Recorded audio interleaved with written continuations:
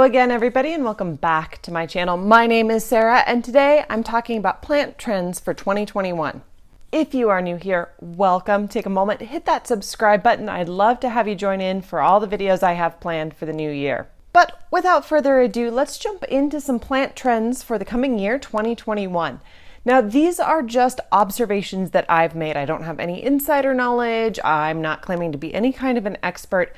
I'm just noticing things from some of the plant groups I'm in, trends that I'm noticing from what people are selling, what people are buying, what's more expensive, what's harder to get a hold of, those kinds of things. So definitely feel free to take everything I'm about to say with a grain of salt.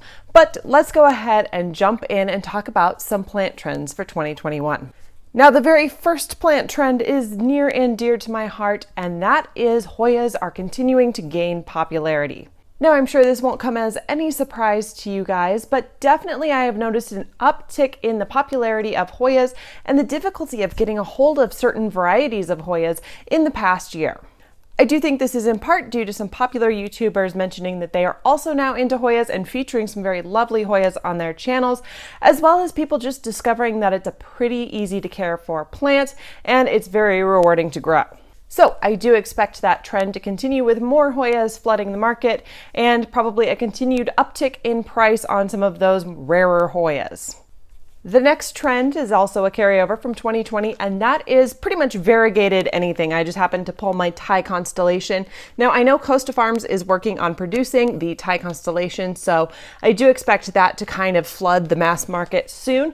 But just variegated plants in general continue to be very popular. Variegated versions of plants, the variegated Alba Monstera, the Pink Princess, the Ring of Fire, all those kinds of variegated plants continue to be very popular and pretty expensive. I do anticipate some of those plants will come down in price, if not in popularity, towards the end of the year, in part because they are being mass produced and also because the market is just getting saturated. Almost everybody that wants one has gotten a hold of an Alba Monstera, Pink Princess, those kinds of things. They're pretty readily available. Speaking of Costa Farms, I do see many more of the kind of rarer plants or more uncommon popular plants flooding the market for Costa Farms. I know the Scindapsus trebui is one of those that is flooding the market at the moment, and people are finding it for an inexpensive price at their local Walmart or grocery store or places like that. I do expect Costa Farms to continue to look at the popular plants and really try to ride these trends. So I do think in the future we're going to see more and more of these uncommon or popular plants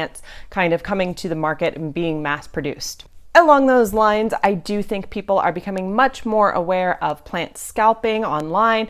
Basically, people buying these plants that are mass produced in their local big box stores or supermarkets and trying to sell them for a significant profit online. Now, there's absolutely nothing wrong with grabbing an extra one and maybe shipping it to somebody in a smaller city that doesn't have access to these plants.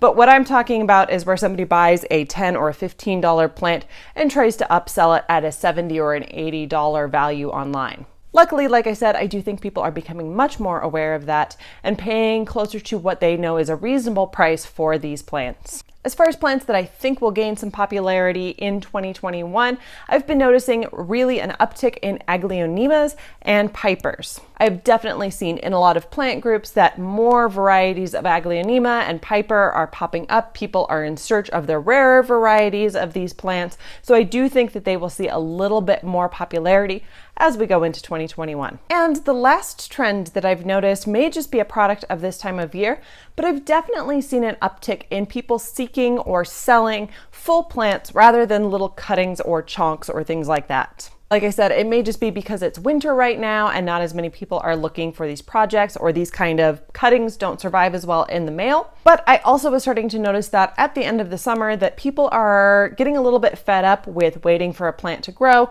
struggling to establish these little cuttings, and are actually starting to be willing to pay a little bit more to get a full plant rather than a project plant. I do still think people will continue to buy projects and cuttings and things like that. I definitely love to buy a smaller plant or a project plant and work on it. But like I said, I do think people have been struggling with that. And I think that the trend in the coming year will be that growers and people selling their plants online will definitely want to be establishing their plants rather than just trying to snip and put it in the mail. And I think that does it for my plant trends for 2021. Like I said, take everything I say with a grain of salt. These are just my observations from being in some of these plant sales groups, some trends that I've noticed, things like that. If you have some predictions or some trends that you've noticed of things that will start to be popular or become a little bit less popular in the coming year, feel free to leave those in the comments below. I'm interested to see what you guys think will kind of be the popular plant for 2021. And I think that does it for today's video. Thank you guys so much for watching, and be sure to leave me a thumbs up if you enjoyed today's video. And I will see you guys very soon with another video. Bye.